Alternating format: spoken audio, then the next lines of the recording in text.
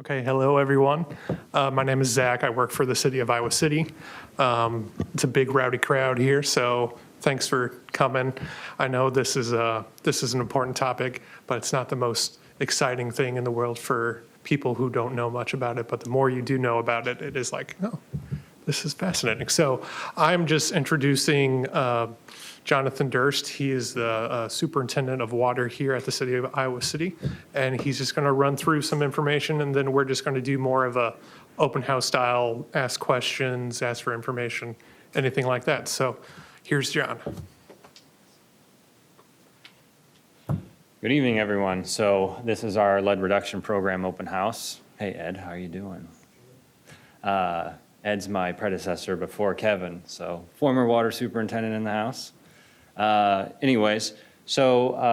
We've created this lead reduction program as a response to the national or federal level lead and copper rule revisions. I suppose I could bore you with a little bit of a history on that. So the lead and copper rule went into place in 1991. That required a corrosion control approach to lead in our system. So since then, the Iowa City water system has managed the chemistry of the water to make it slightly scaling. So there's a small calcium deposit on the inside of the pipes that helps protect the pipe material from interacting with the water. Then we had the Flint, Michigan crisis, which laid bare the fragility of that layer if somebody were to switch their source without doing standard monitoring to ensure that corrosion protection is still in place. So from there, a lot of legislative effort, which resulted in the lead and copper rule revisions. That will take effect this year on October 24th. So as part of that process, we needed to make an inventory of everything we knew about lead service lines, as well as try to promote some educational materials and sort of a way for folks to start replacing those service lines. So our lead reduction program is a response to those changes at the federal level. Those laws have also taken another turn. Subsequent administrations have made the lead and copper rule improvements, which will take effect in 2027, which has a whole other gamut of rules associated with it. So first and foremost, this program is an opportunity to just inform folks what we know about your service line. The thing to bear in mind to start is that service lines in Iowa City are those pipes that connect to the public mains and then extend into your home. Those pipes are owned by you, the property owner. So that's a first important thing to understand about those service lines. A good analogy would be to think about your driveway. The driveway connects you to the public road service. That driveway is your responsibility to own and maintain. Similarly, in Iowa City, that water service line is what connects you to the public water system, and it's yours to own and maintain. So with that, through history, we keep records on where taps are, who has accounts with us, but we didn't really keep great records on what those materials were. So over time, we've accumulated a lot of information since Iowa City has been having a public water system since 1882, so you can imagine some of those are very old records. And so we reviewed all those as well as any plumbing permits and whatnot, and we generated a lead service inventory, which is this map here. So the first item up there is a yellow box, and that is lead service unknown. So anecdotally, working with plumbers, looking at our own records, we tried to designate homes where there was a risk for having a lead service line as a lead service unknown. Generally, we look at homes that are built before 1950 as having the potential for having a lead service line. 1950 to 1988 is our tier 4, which is that blue, and that's a home that's more likely to have leaded solder joints on copper pipes. 1988 was the year that the state of Iowa officially banned the use of lead and went to the low lead standard, which is why we have that 1988 cutoff year. In between, you have tier 1s through tier 3. Tier 1s are the dark red. Those are areas or homes that we have some amount of evidence that tells us that it's actually a lead service line.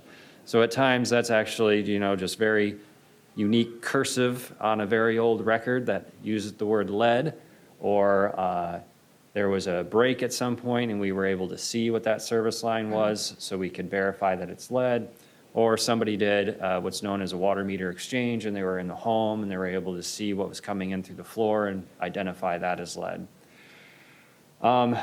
Your tier 2s are your multifamily homes with lead, and your tier 3s are galvanized iron pipes that have been exposed to lead. So that's another item in the lead and copper rule revisions, is that a galvanized iron pipe, who at any time in its life was downstream of a lead pipe, is to be considered a lead pipe, because the lead can complex with the iron and deposit on the inside of the pipe, therefore contaminating it. So this resource is available to folks. You can search for your home using that box up there, and then you can see what we know about your home by simply seeing the color, or you can click on it, and so we can see here that this home at 1921 F Street was built in 1900. It's a lead service line unknown, and that's what we leave on the website. And that goes for every parcel in the city. If you have any questions with that, you can always call the Iowa City Water Division. That's 356-5160, or you can go to the website there, which is icgov.org/water. So that's the first step. Second step is knowing that once you understand what we know about your system, you can then ask for sampling. So we will perform sampling at your home free of charge. Costs us about $26 to have the State Hygienics Lab run that sample.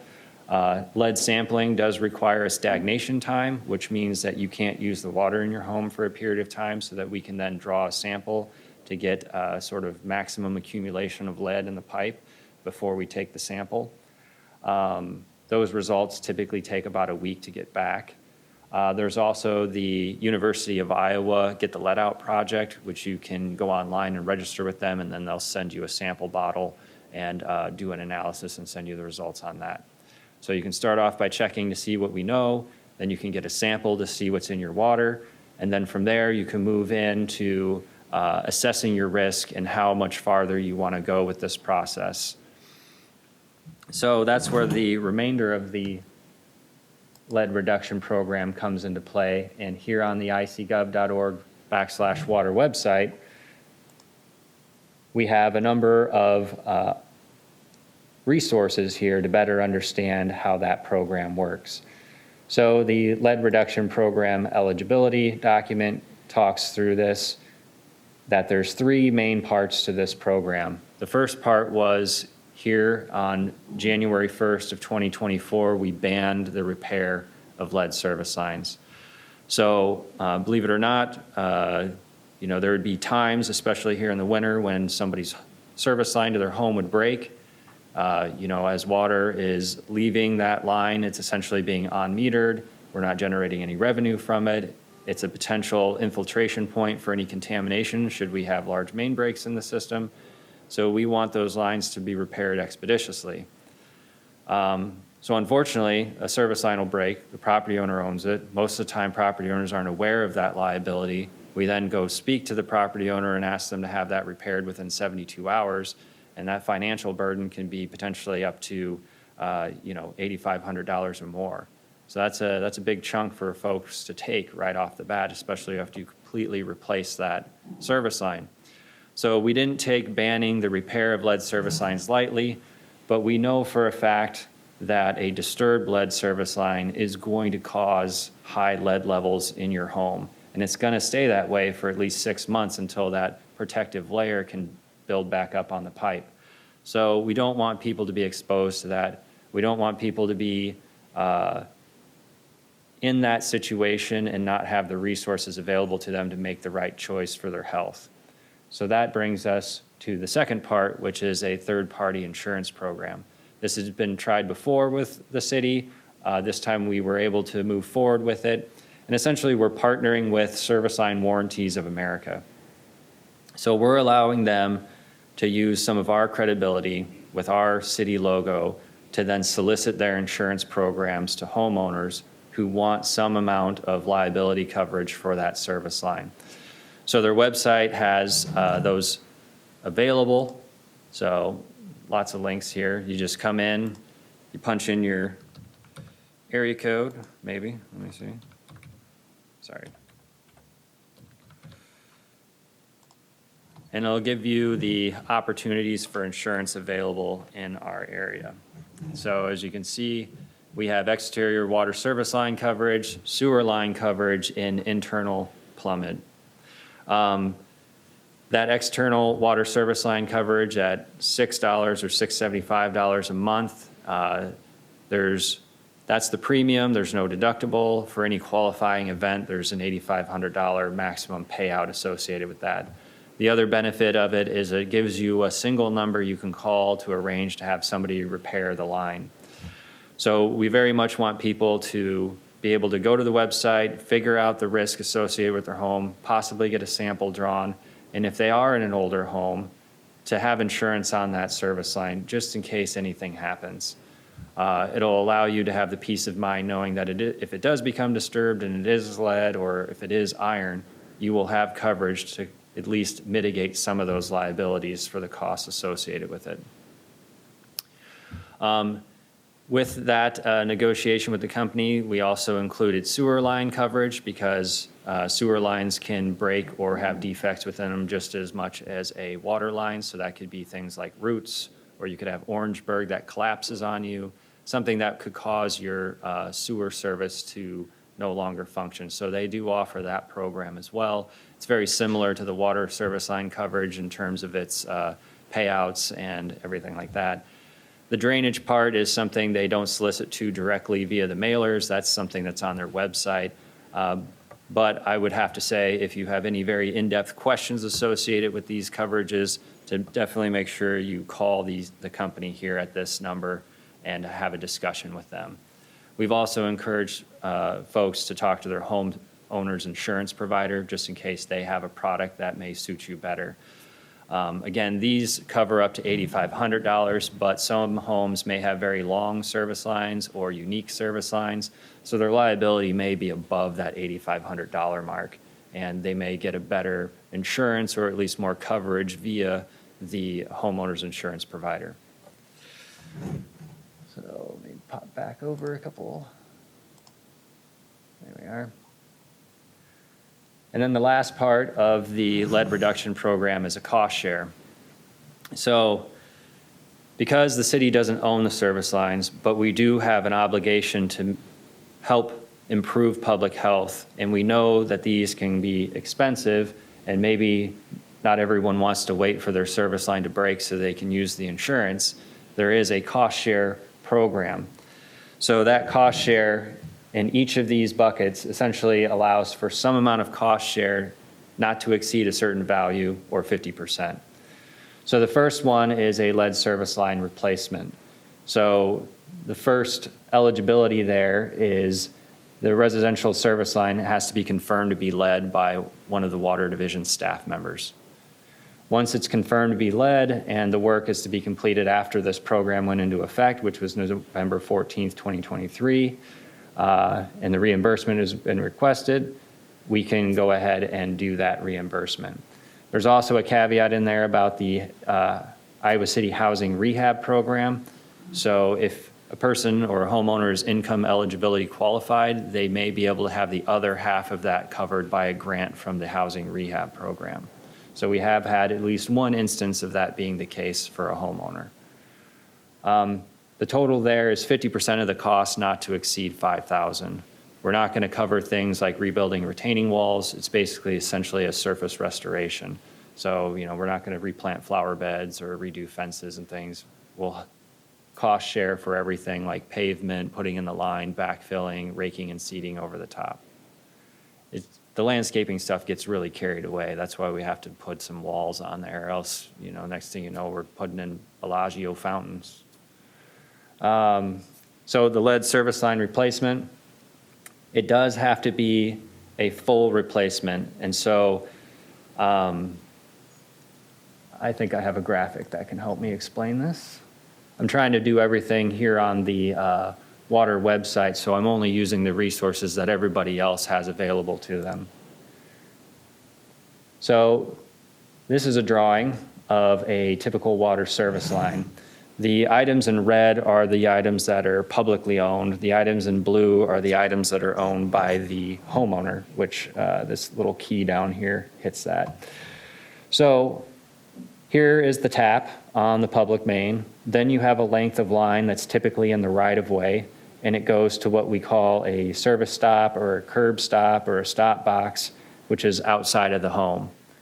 And then from the curb stop, it goes into the meter. So in the water world, we tend to talk about the hot side and the cold side, because this side, if it's leaking, we can shut it off here, and we don't have to worry about the main continuously pressurizing a leak on the hot side. But service line materials can actually be an amalgamation of materials, especially if it's an older pipe. So it could be directly tapped into the main. It could have a short section of lead, because lead pipe was nice and bendy, so they could tap it in and then they could loop it around or gooseneck it over something, and then possibly connect it into some iron pipe up to here. But then the home was renovated at some point, so the folks decided they were going to chop the pipe right here and run PEX into the rest of the house. So that's what kind of makes service lines kind of murky and hard to understand. But with that, when we're doing a lead service line replacement and saying it needs to be a full lead service line replacement, what we mean are all of the components that are lead or could be contaminated by lead need to be removed.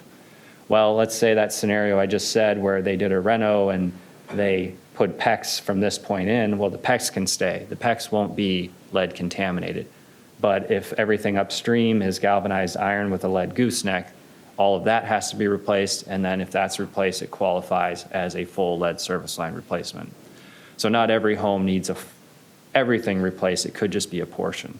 Go ahead. So I don't know what that means in terms of the public side of the water service. Would my house line be going all the way up to the public street, or is there a city line that comes down the private drive?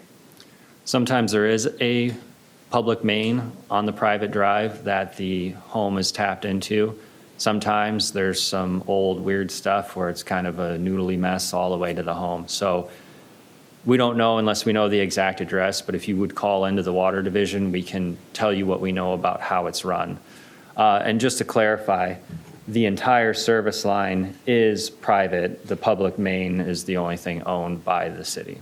So we do run public main up private roads at times. We try to avoid that because mains do break, and we try to keep them out from under pavement as much as possible.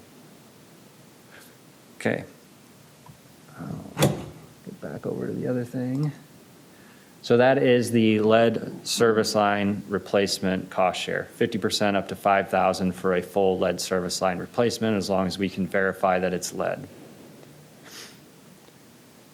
So the next one is verification of materials. So as you can see on this map, there's a lot of yellow boxes. So there's a lot of places we don't exactly know what those service line materials are, and we would like to know what those service line materials are, but again, we don't own that service line, and we're not going to go dig into your property unless you want to do it.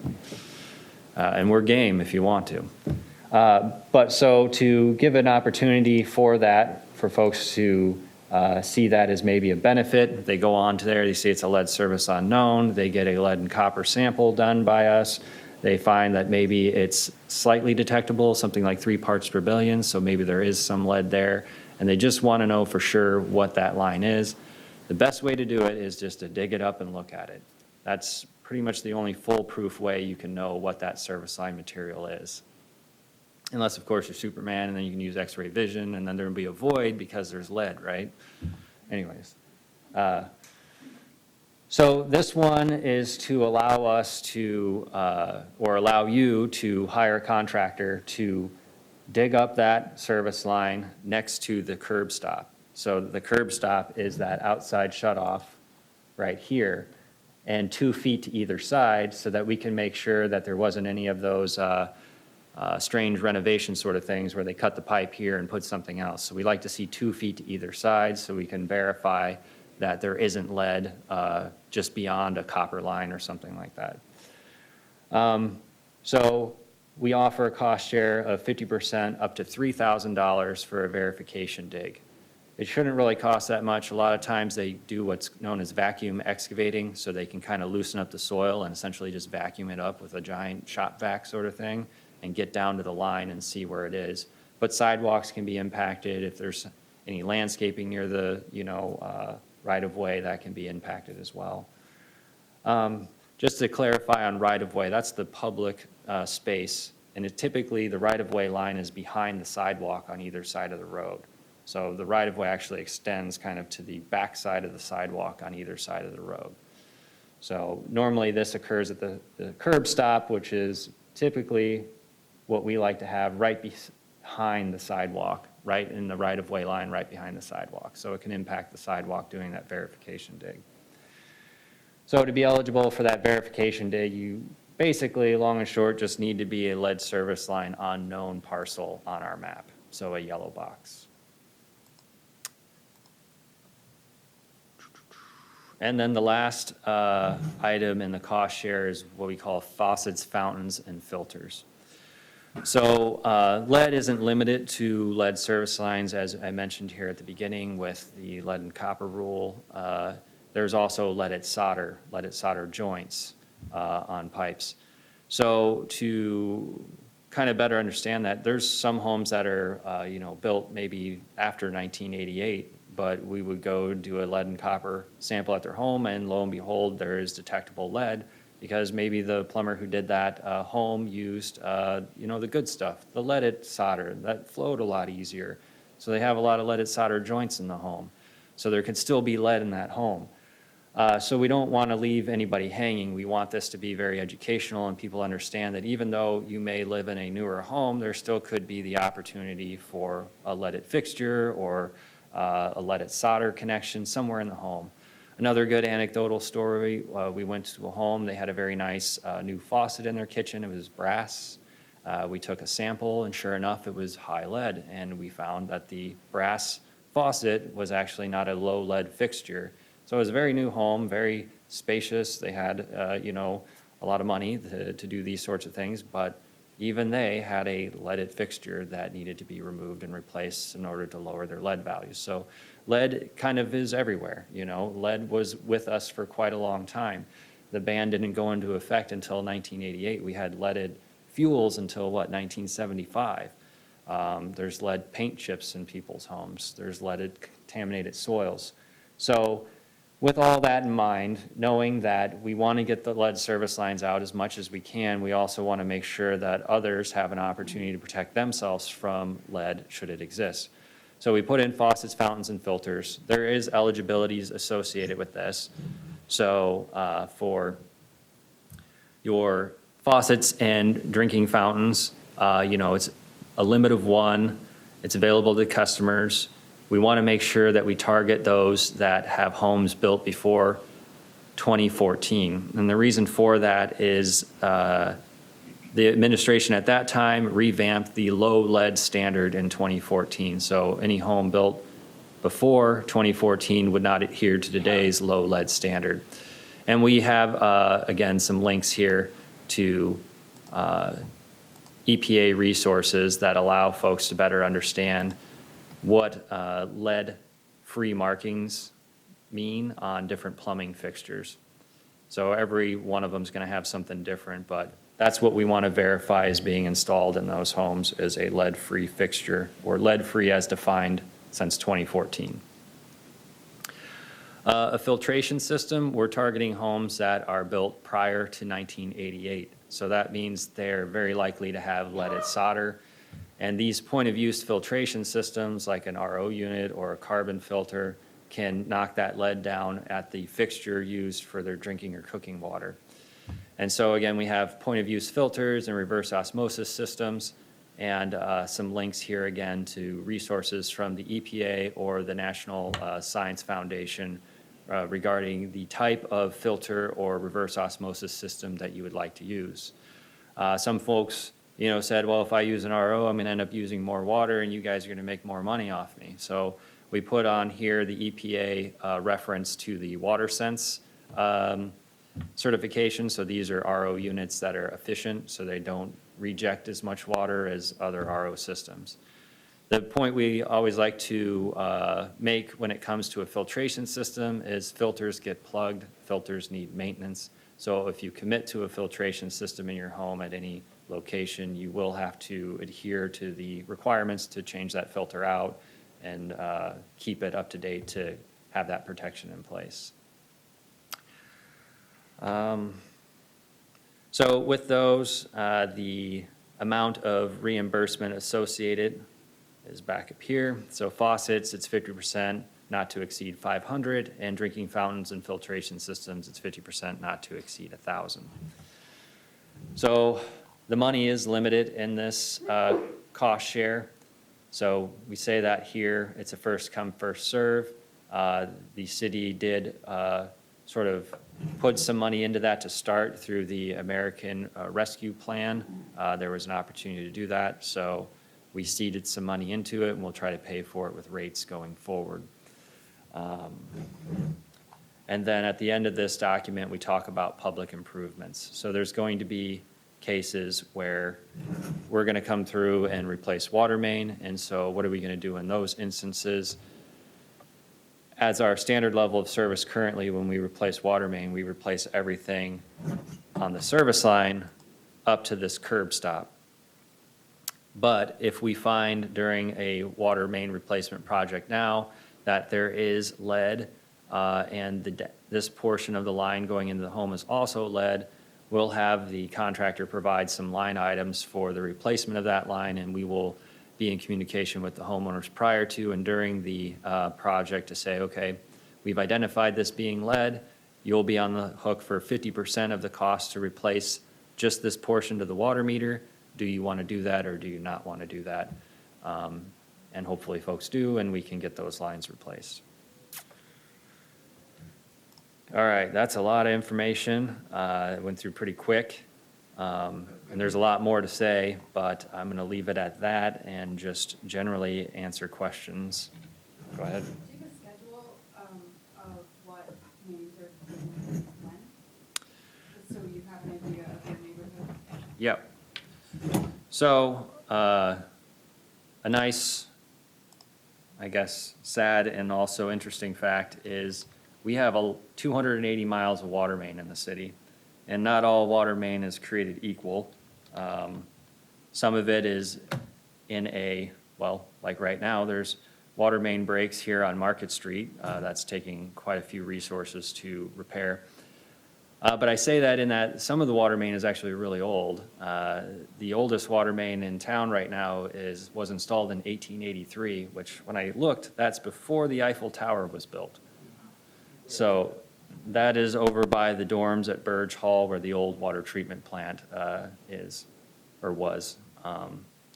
So to your point about what projects are being planned, the city has a really great website for the budget. If you go to icgov.org/budget, you can look at the proposed budget, which is then broken into all these chapters. Capital projects, if you go to that, it's kind of a slog, and I've got, the insider knowledge to know where's what. So we can go to capital project funding. I think my microphone just cut off on me. Maybe that's my 5-minute warning. Let's see here. I'm having a hard time seeing this myself, but the W's, the projects that start with W, and I suppose that's probably difficult to see up there too. Let me see. So here's Bradford Drive water main replacement. It discusses where that water main is going to be replaced. So Bradford Drive from Arthur to First, on Louise Street from Bradford to Wayne, and on Wayne from Wade to Arthur. So looking at the budget book, the capital projects, you can kind of see where we're planning to spend money. Now, there's some non-intuitiveness associated with that because the water projects alone aren't the only things that can impact water main. There's also a lot of streets projects. So those are the ones that start with S. So for instance, this is the Dubuque Street reconstruction over here. So the way that works is our engineering team will look at Dubuque Street holistically in the area that they plan to replace, and they'll then speak to the utility divisions and say, hey, look, we're going to spend a lot of money putting on new pavement. What's going on underground? And we'll say, well, that's some pretty old main, and it's probably going to break and should be replaced.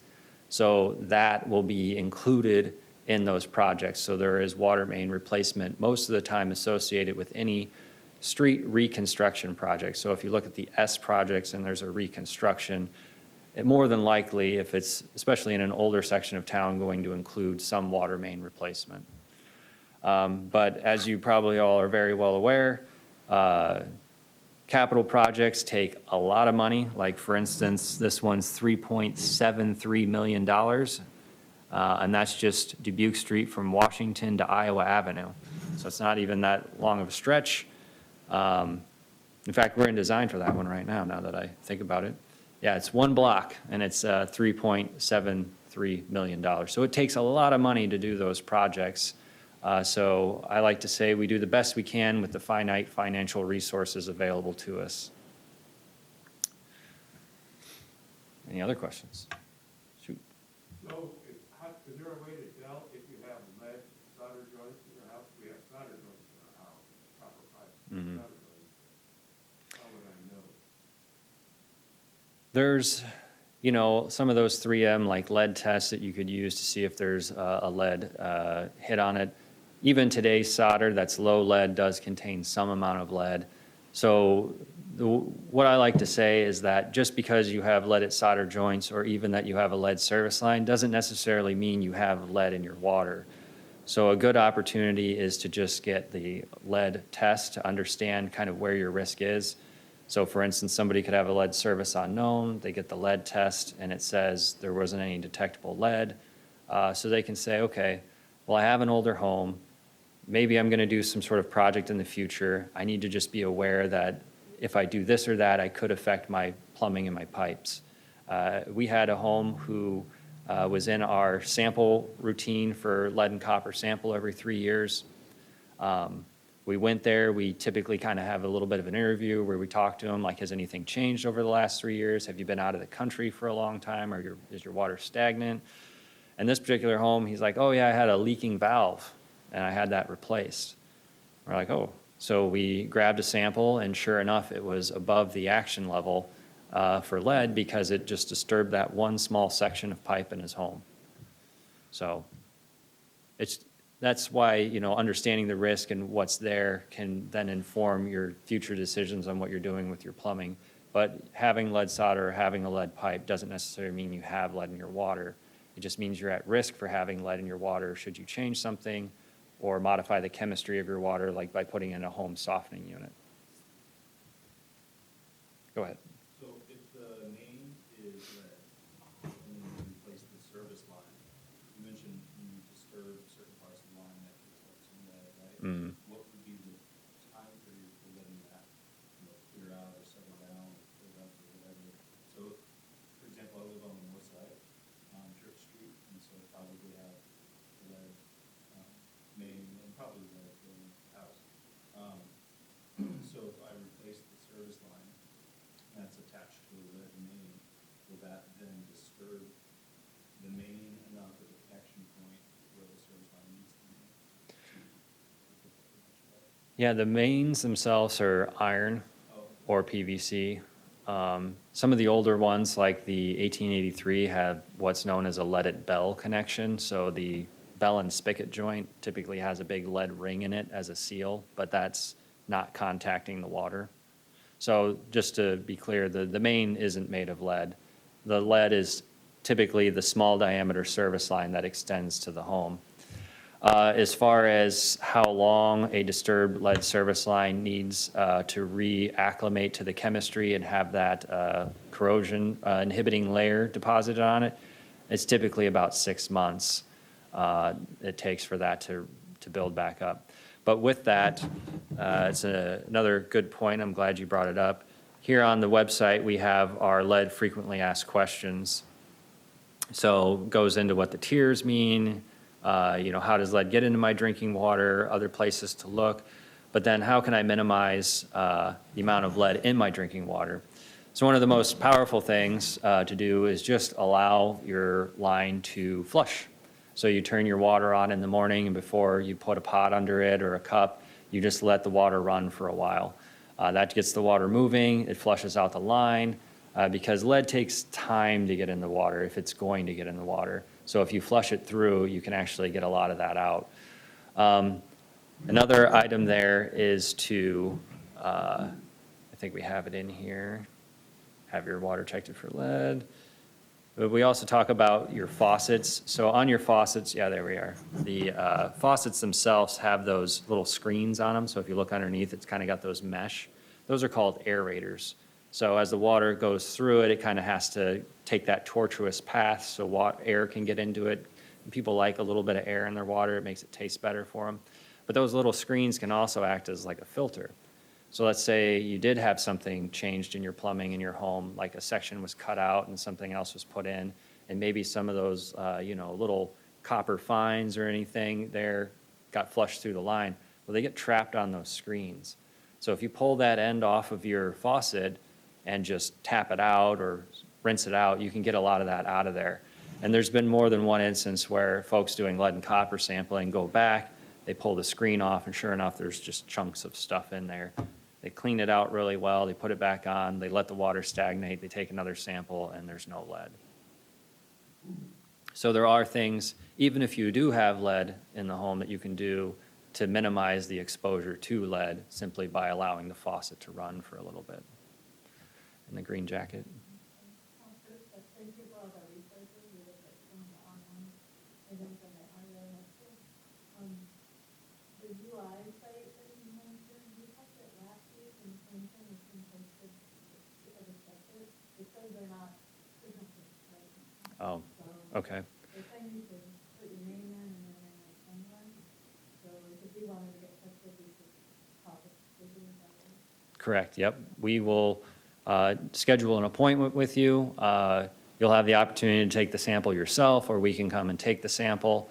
If you take it yourself, then you just set it outside your home, and we'll come by and pick it up and deliver it to the hygienics lab. And when we get the results, we'll send those back to you. We like to correspond via email with the results, so we ask you to write your email on our little sheet so that we can email them back. And we measure lead in parts per billion. So, it's a very small amount of lead that's detectable when they run those analyses.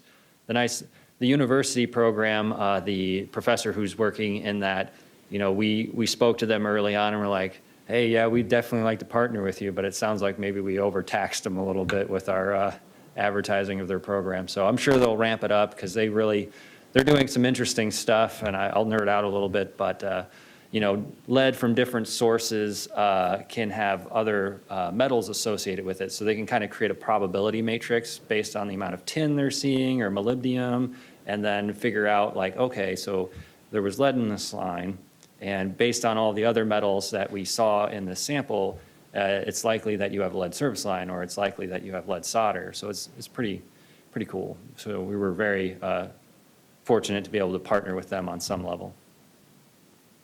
Go ahead. How long does water need to be stagnant in the pipe before you should test?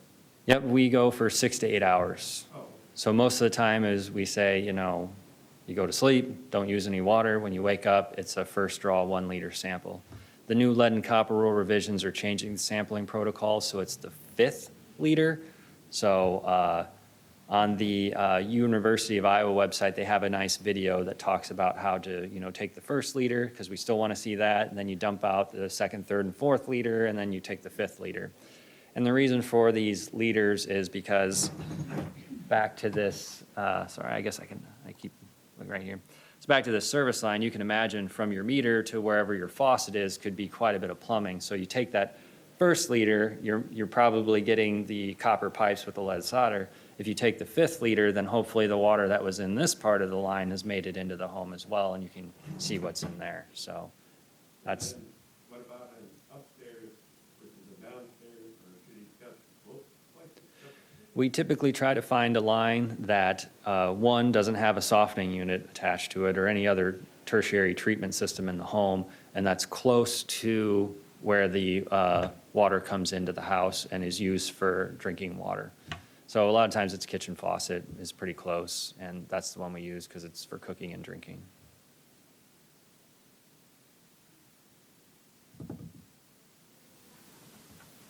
Any other questions?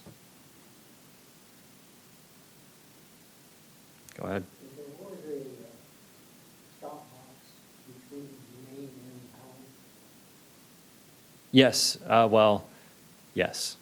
Sometimes there's a party line, so maybe multiple homes are on the same line between the main and the home, and then there's multiple stop boxes. You may not be able to see that from above the ground. Some stop boxes are not visible above the ground. Some are painfully visible, as warranted by the divots and mower blades, but yeah, some of them are under the ground.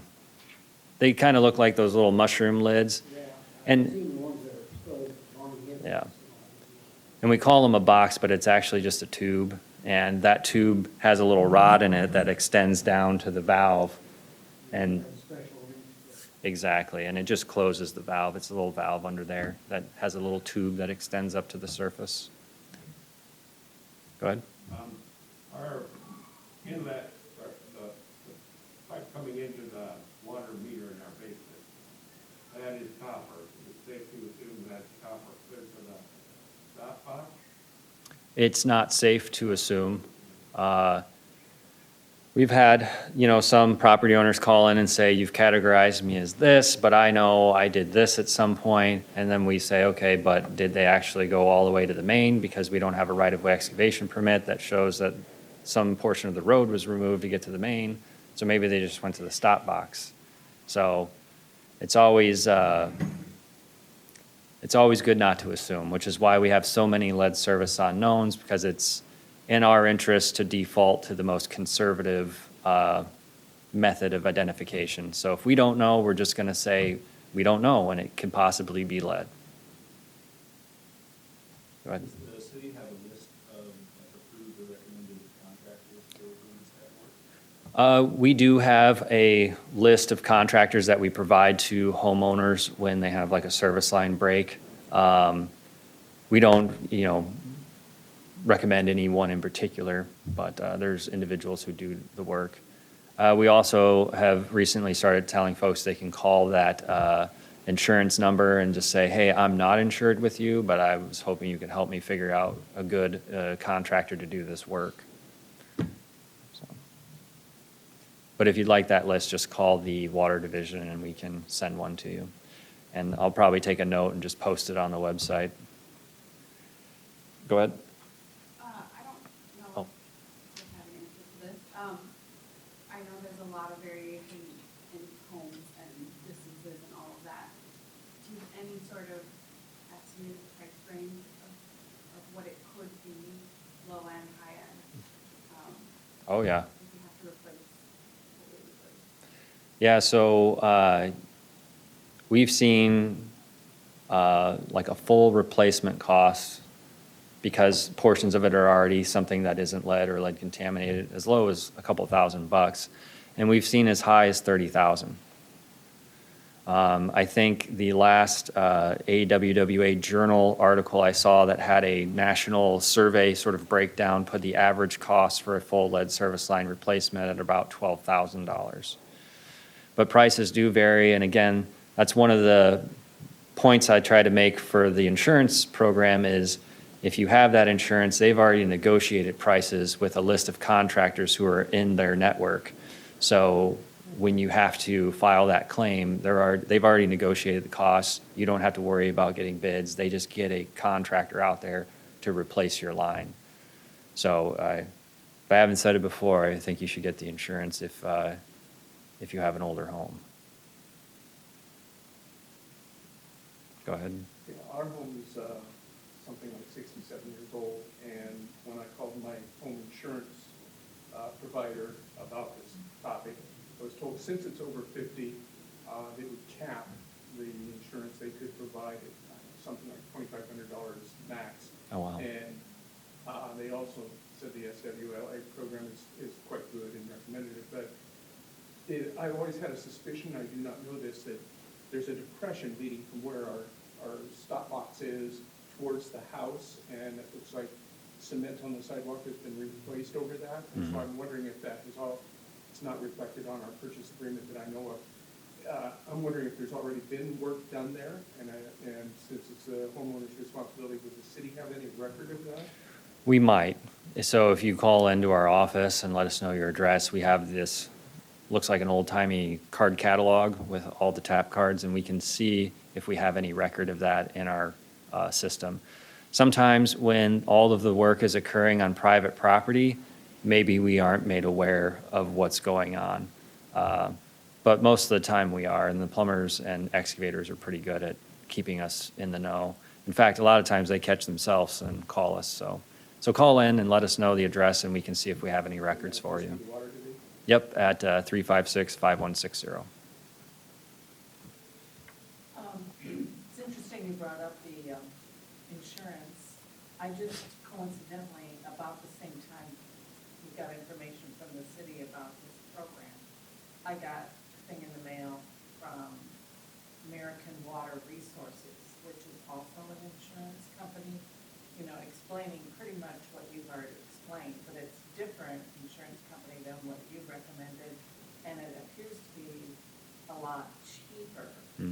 How do we compare apples to apples, or then calling my own personal homeowners insurance people, they may or may not even provide an insurance policy like this, is what you're saying. So you have to check with them, is that right?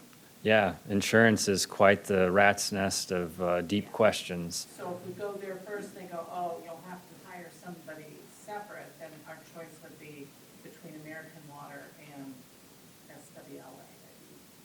You have It's a marketing agreement where they can use the city logo on their solicitations, just so that folks know But that. it's not necessarily somebody you necessarily advocate for, it's just something to make it easier for the citizen to use. But I could go with this program or that program. That's correct, yep, you're not locked into anything. Okay. We discussed with the Service Line Warranties of America, they're the company that was vetted by the National League of Cities and the Iowa League of Cities, and they're used by, you know, about 1,000 other communities in Iowa. So we felt confident that they were going to provide a good resource for residents, but we didn't want to lock anybody into anything. And, you know, with that, they had a number of different products available, but what we chose was a product that we thought would be the most available to everybody. So essentially the least cost with the most kind of average level of coverage. So if somebody had a service line break, for most folks, it would cover it, but there are going to be outliers. Well, it's just like anything, it's like comparing apples to apples or apples to oranges. What I might get for my $3.50 here, I might be getting more through that other company. $7 a month over there. Right. What are the deductibles? Yeah. What are the other coverages? Does it cover pavement? If your stop box freezes, what'll help you replace just that? It can be confusing. So we've done quite a bit of that work. There's the marketing agreement that we did have is a public record in the council documents. So everything that we discuss with that company is public record. That's the way it is. That's what our expectation is. And if you have that insurance and things aren't done correctly, you're going to know we're in your corner because we know all the ins and outs of that particular program. But again, that doesn't preclude you from using another program. And the city code does ban the repair of lead service lines. So if an insurance company you choose does not replace the lead service line and only does a repair for you, then you can go back on them because code says they have to do a repair. Or, I mean, a replacement, sorry.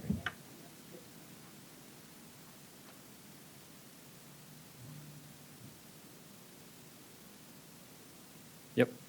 So if you get a test, and it says no lead or really low lead, that's because you're in an unknown portion of the town. That doesn't really verify then that you don't have lead pipe coming in because it has a coating on it? Correct.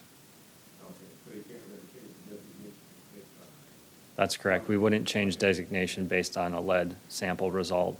But it's back to the point of making sure residents know what's going on giving you the resources to feel comfortable with whatever is currently in place, and then knowing what you can do to prevent a disturbance. And then you can think about, okay, this happened, maybe I want to test again, or maybe I do want to look into having my line replaced, or certainly getting the insurance. And the reason the insurance works out so well is because by using the city's logo, they really get a good risk pool through everybody who applies, so that can keep costs down. And one of the things, by us banning the repair of lead service lines, that helps keep costs down for them as well, because more people are going to want the insurance, because now they can't just repair the lead service line, they have to replace it. So it kind of incentivizes getting the insurance, which again gets more people into the pool, which lowers the costs.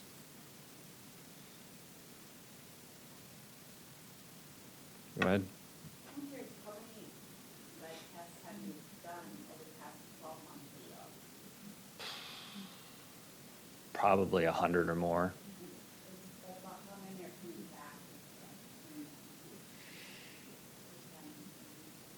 I would say less than 10% for some detectable amount of lead. The way the rules are currently written is 15 parts per billion is the action level. So, and typically the minimum detectable is 3 parts per billion. So anything under that is not detectable.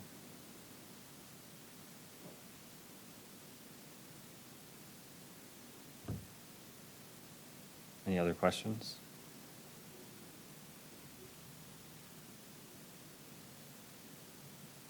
Okay. Oh, Earlier, I think there was a portion in there where you talked about an investigating dig to determine whether visually lead on that pipe coming in. So what happens if lead pipes found in that section? yeah, great question. So, get this thing jiggled back out here.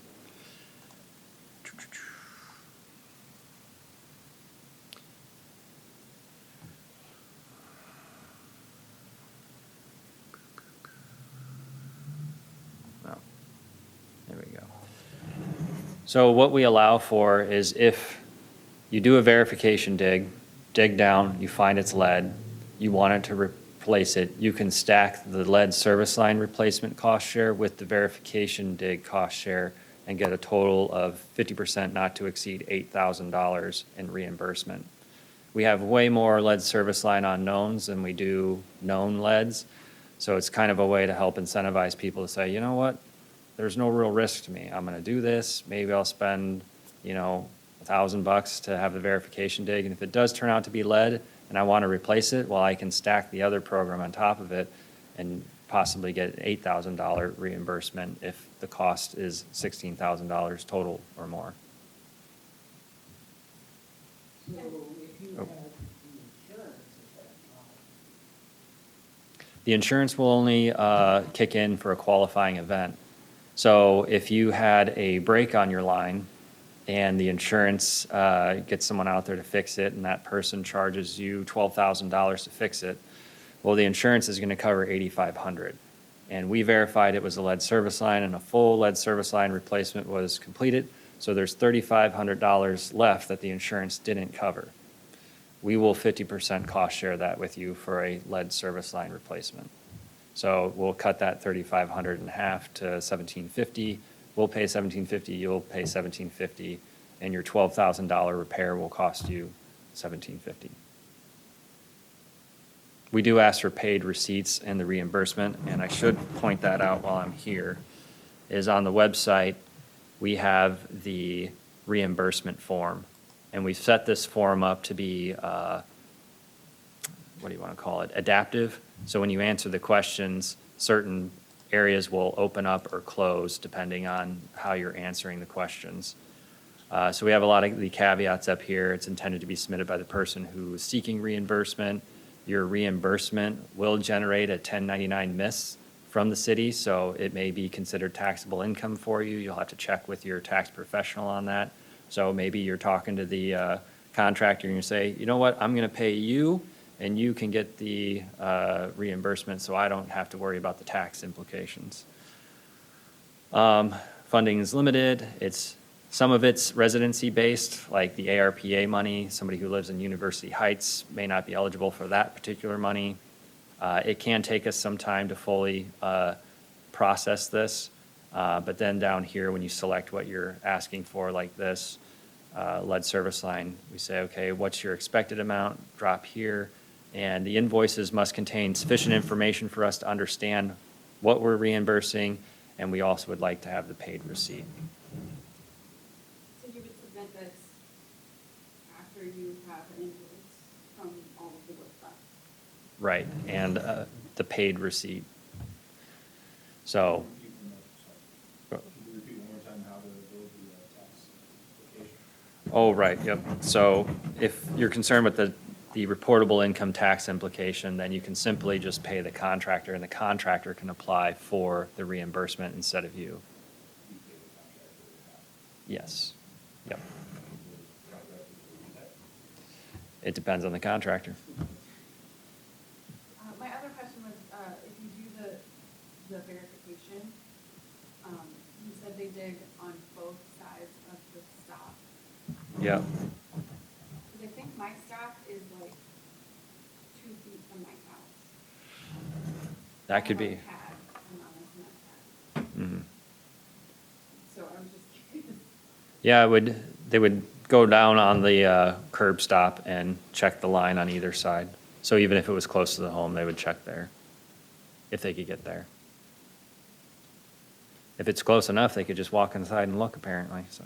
But it's a pad though. Oh, I'm on a cement pad. I don't got know it, if it's- got it, okay. Still, it would be similar. We would try to see what the line is at the curb stop, 2 feet on either side. Without, Is there a way to tell from looking at the curb stop? Like it sticks up really high, so I was curious. Okay. nope, the curb stop's just a metal tube. It doesn't have any impact on the material of the service line itself. You do home visits, yeah, where you could go into the house and look at the. Yeah. Down to the residents, say, probably take this and look at the whole service line.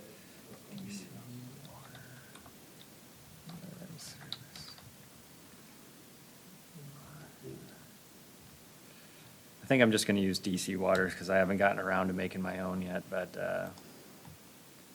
they have a nice identification guide here to kind of explain what different types of materials could be used and what you can do to verify those materials. So the big ones are lead, iron, copper, and brass. And kind of the two tests you can do besides the physical observations are what's known as a scratch test and the use of a magnet. So with iron pipe, obviously a magnet will stick to it, but it'll be hard to scratch. If you scratch a lead line, I should have brought my lead line with me, but you can kind of gouge into a lead line, since it's very malleable, and you can see nice shiny metal underneath. And if you put a magnet to it, a magnet doesn't stick to lead. So those are easy kind of available methods of service line identification at the meter. But again, even if you see at the meter that it's iron or it's copper, that doesn't necessarily mean that the whole service line extending back to the main is that material. But you can let us know, and we do have a spot on our larger geographic information system database to put in visual observations at the meter. So we do catalog those when we can. We do a lot of meter exchanges, so the team is schooled in how to do this identification, so we can try to collect that data as we go.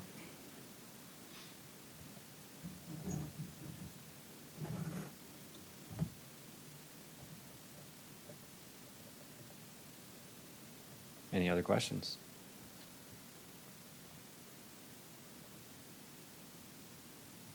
So if you do have any other questions or concerns, we're available 24/7. Water doesn't stop pumping.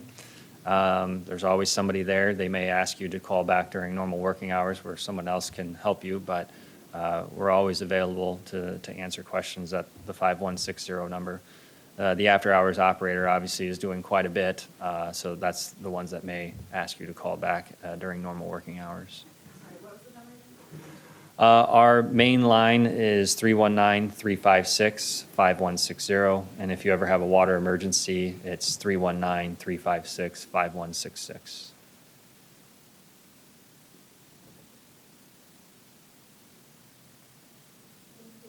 Thank you.